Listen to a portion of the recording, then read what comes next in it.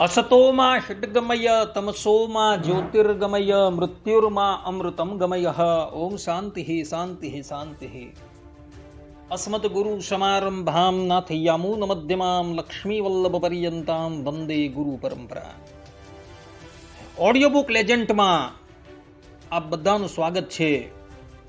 હું રાકેશ શાસ્ત્રી તમારી સન્મુખ માઘ માસ દરમિયાન જે પણ કોઈ ભગવદ ભક્ત દ્વારિકાના સમુદ્રમાં સ્નાન કરે છે એ દેહાંતે ભગવાનના ધામમાં પ્રવેશ કરે છે।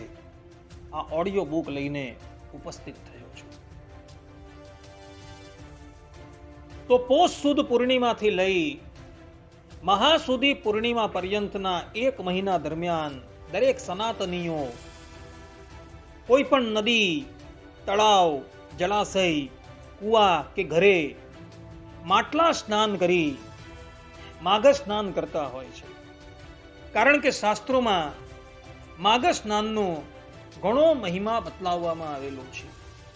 જેમ કે સ્કંદ પુરાણ વૈષ્ણવ ખંડમાં કાર્તિક સ્વામી સાવરણી મનુને કહે છે કે માઘ સ્નાનમ તુ યત પુણ્યમ ત્રૈલોક્યે નોપલભ્યતે કલ્પકોટી સહસ્રેણ ન તત્તુલ્યમ કદાચન। અર્થાત કે માઘ સ્નાનથી જેવું પુણ્ય મળે છે તે ત્રણેય લોકમાં પણ દુર્લભ છે। હજારો કરોડો કલ્પોના પુણ્ય પણ તેની સમાનતા કરી શકતા નથી। તે જ પ્રમાણે પદ્મપુરાણ ઉત્તરખંડમાં મહર્ષિ પુલસ્ત ગંગાપુત્ર ભીષ્મને કહે છે કે માઘે સ્નાનમ પ્રકુર્વીત ગંગાયામ વા યથા જલે સર્વ પાપ વિનિર્મુક્તો વિષ્ણુ લોકમ સગચ્છતિ। અર્થાત કે માઘ માસમાં ગંગામાં કે અન્ય પવિત્ર જળમાં જે સ્નાન કરે છે તે સર્વ પાપોથી મુક્ત થઈ ભગવાન વિષ્ણુના લોકને પ્રાપ્ત કરે છે। આ પ્રમાણે માઘ સ્નાનનો મહિમા પુરાણોની અંદર કહેવામાં આવેલો છે।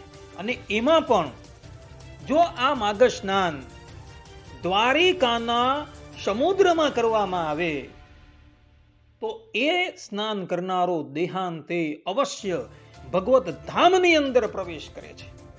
આ સંબંધમાં પુરાણોની અંદર કહ્યું છે કે માઘ માસે સમુદ્ર સ્નાનમ પૂર્વે ત્વૈક દિવસમ નરઃ માસ સ્નાનમ ફલમ પુણ્યમ લભતે નાત્ર સંશય।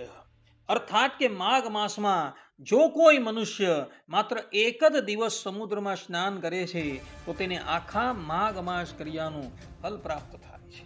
આ પ્રમાણે સ્કંદ પુરાણના વૈષ્ણવ ખંડમાં માઘ મહાત્મયની અંદર કાર્તિક સ્વામી પોતાના સ્વમુખે કહે છે કે જે પણ કોઈક મનુષ્ય માઘ માસ દરમિયાન કેવલ એક દિવસ સમુદ્ર સ્નાન કરી લે છે તો એને સંપૂર્ણ માઘ સ્નાન કર્યાનું ફલ પ્રાપ્ત થાય છે।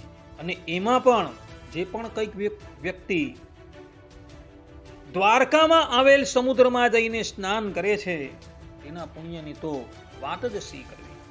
આ સંબંધમાં સ્કંદ પુરાણ પ્રભાસ ખંડમાં કાર્તિક સ્વામી સાવરણી મનુને કહે છે કે દ્વારકાયામ સમુદ્ર સ્નાનમ ગંગા સ્નાન ફલપ્રદમ વિશેષે માઘ માસે તુ હરિ સન્નિહિત સ્વયં।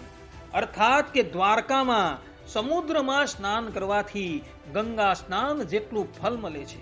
અને વિશેષ કરીને માઘ માસમાં ભગવાન શ્રી હરિ સ્વયં ત્યાં નિવાસ કરીને રહ્યા હોવાથી જો માઘ માસ દરમિયાન દ્વારકામાં સમુદ્રમાં જઈને સ્નાન કરવામાં આવે તો એને દેહાંતે ભગવત ધામની પ્રાપ્તિ થાય છે। નારદ પુરાણમાં ભગવાન વેદવ્યાસજી કહે છે કે દ્વારકા સાગરે સ્નાત્વા માઘ માસે નરઃ શુભે જનાર્દન પ્રસાદેન વૈકુંઠમ યાતિ નિશ્ચિતમ। અર્થાત કે શુભ માઘ માસમાં દ્વારકાના સમુદ્રમાં સ્નાન કરનાર મનુષ્ય જનાર્દન ભગવાનની કૃપાથી નિશ્ચિત રીતે વૈકુંઠ ધામ અર્થાત કે અક્ષરધામને પામે છે। અહીં નિશ્ચિત શબ્દ લખેલો છે ને એના દ્વારા ભગવાન વેદવ્યાસજી એવું કહે છે કે જે પણ કોઈક ભગવદ ભક્ત માઘ માસ દરમિયાન કેવલ એક દિવસ દ્વારકાના સમુદ્રમાં જઈને સ્નાન કરે છે ને દેહાંતે નિશ્ચિતપણે ભગવાનના ધામમાં પ્રવેશ કરે છે. આ પ્રમાણે નારદ પુરાણની અંદર કહેલું છે. જ્યારે તમે દ્વારિકાના સમુદ્રમાં સ્નાન કરવા જાઓ ત્યારે એ સ્નાન કરતી વખતે એક મંત્રનું ઉચ્ચારણ કરવાનું છે. એ મંત્ર હું તમારી સન્મુખ બોલું છું, એ બધા જ લોકો આત્મસાત કરી લે. એ મંત્ર આ પ્રમાણે છે: સમુદ્ર દેવ મહાભાગ સર્વ તીર્થ સમાશ્રય માગ સ્નાનમ કરિષ્યામિ પાપમ નાશય મે પ્રભુ. આ પ્રમાણેના મંત્રનું ઉચ્ચારણ કરી તમારે ભગવાનનું સ્મરણ કરતા કરતા દ્વારિકાના સમુદ્રમાં સ્નાન કરવાનું છે. ભક્તો, આ વાત જે છે એ પુરાણોની અંદર લખાયેલી છે અને પુરાણોની રચના કરનારા એ સાક્ષાત ભગવાન વેદવ્યાસ છે. અને વ્યાસજી જે પણ કંઈક લખતા હોય એ ક્યારેય પણ અસત્ય હોય નહીં. અને એ જ ભગવાન વેદવ્યાસજીએ નારદ પુરાણની અંદર તથા સ્કંદ પુરાણની અંદર એ વાત લખેલી છે કે જે પણ કોઈ ભગવદ ભક્ત માઘ માસ દરમિયાન દ્વારિકાના સમુદ્રમાં જઈને સ્નાન કરે છે એ દેહાંતે નિશ્ચિતપણે ભગવાનના ધામમાં પ્રવેશ કરે છે. એટલે ભક્તો, દ્વારિકાના સમુદ્રમાં જઈને તમે બધા ડૂબકી અવશ્ય લગાવો.